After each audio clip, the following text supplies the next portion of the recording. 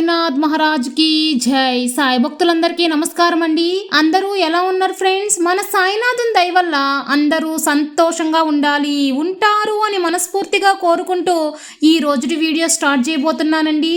ఇక ఈ రోజు వీడియోలో మనం చూడబోయేది ఏంటంటే, తల్లి దిగులుతో ఉన్న నా బిడ్డతో మాట్లాడాలని వచ్చానమ్మా. షిరిడీ నుంచి ఈ సంవత్సరం నీ కోసం చెబుతున్న మాటలు ఇవి విను బిడ్డ అని చెప్పి బాబాగారు మనకు ఒక మంచి సందేశాన్ని అయితే తీసుకొచ్చారండి. అది ఏంటి, బాబాగారు ఆ సందేశం గురించి ఏం చెప్పబోతున్నారు అని మన సాయినాథుని మాటల్లోనే విందామా. బాబాగారు ఏం చెప్తున్నారంటే, తల్లి అంతలోనే దిగుల్లో మునిగి బాధల్లో ఉన్నావా? ఎందుకు బిడ్డ?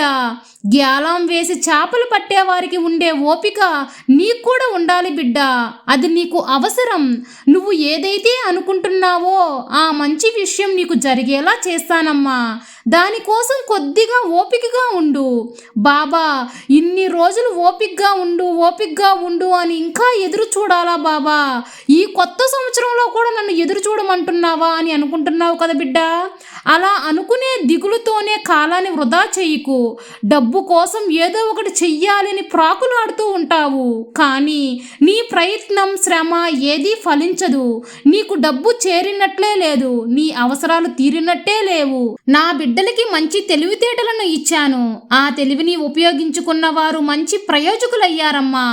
ఆ తెలివిని ఎవరైతే వినియోగించుకోలేదో వారే దిగులుకు గురైనారు.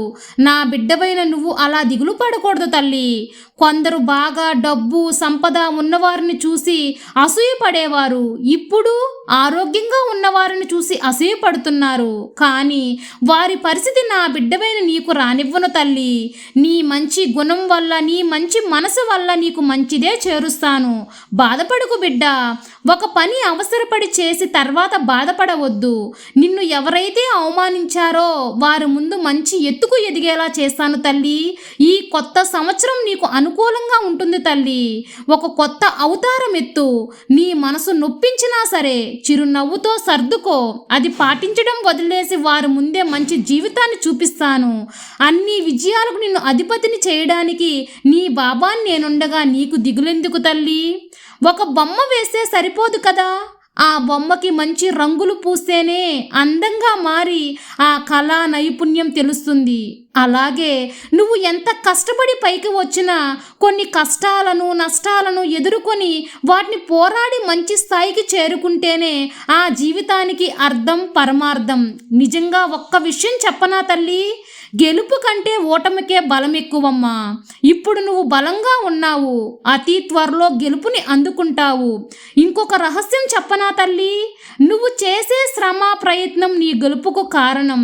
ఈ రెండే నీ గెలుపుకు కారణం అవబోతున్నాయి తల్లి. అదే సమయంలో నీ ఓటమికి గల రెండు శత్రువులు ఏంటో చెప్పనా? నీ అపనమ్మకం, ప్రయత్నం చేయకపోవడం.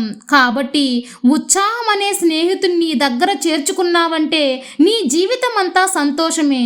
నిన్ను నువ్వు పిల్లి అనుకున్నావు అనుకో, పిల్లిగానే ఉంటావు. అలా కాకుండా నిన్ను నువ్వు సింహంతో పోల్చుకో, గంభీరంగా ఉంటావు. ఎంత ఓటమి తీసుకొని ప్రయత్నిస్తావో అంత విజయాన్ని అందుకుంటావు తల్లి. అప్పుడప్పుడు సమస్యలు అనేవి వస్తూనే ఉంటాయి, పోతూనే ఉంటాయి. ఏ చెట్టుకైతే ఎక్కువ కాయలు కాస్తాయో ఆ చెట్టుకే రాళ్ల దెబ్బలు ఎక్కువగా పడతాయి. అలాగే ఎవరైతే కష్టపడుతూ ఎదగాలని చూస్తారో వారిని గురి చూసి కిందికి లాగాలని చూస్తారు తల్లి. వాళ్ళని కిందకు లాగి వేడుకగా చూస్తారు. నీ జీవితం ఎంతో ముందుకు వెళ్తుంది బిడ్డ. ప్రయత్నం చెయ్యి, గెలుపు నీదే బిడ్డ.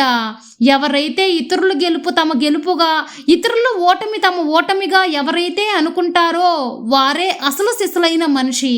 అలా కాకుండా ఇతరుల గెలుపును ఓర్వలేకుండా ఇతరుల ఓటమిని సంతోషపడుతూ ఉండేవారు వారిని అస్సలు నమ్మకూడదు బిడ్డ. కాబట్టి నువ్వు ఈ సాయి బిడ్డవు కాబట్టి ఈ రెండూ నీకు వర్తించవు బిడ్డ. నీ మంచి మనసు వల్లే నిన్ను నన్ను కలిపింది. నువ్వు ఈ సాయి బిడ్డవు కాబట్టి నీకు నేను అండగా తోడుగా ఉంటాను తల్లి.